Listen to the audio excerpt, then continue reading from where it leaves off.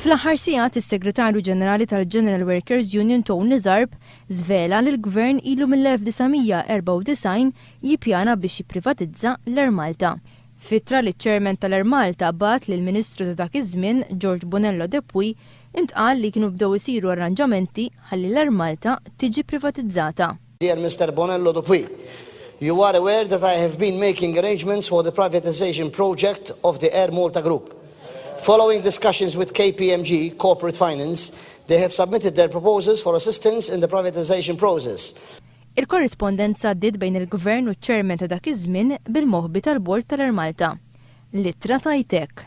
This has not yet been presented to the board to ensure strict confidentiality. Fl-istess ħin il-Gvern ried li jipprivatizza lill-AirMalta lejlet l-aħħar elezzjoni ġenerali u għabat ittra lill-ħaddiema kollha tal-kumpanija jgħidilhom li l-impjieg tagħhom huwa garantit.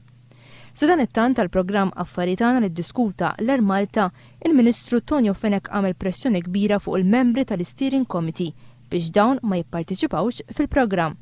F'email li Tonio Fenek bat lill-membri tal-Steering Committee għallhom li jekk il-proċess ifalli u m'għandux soluzzjoni oħra.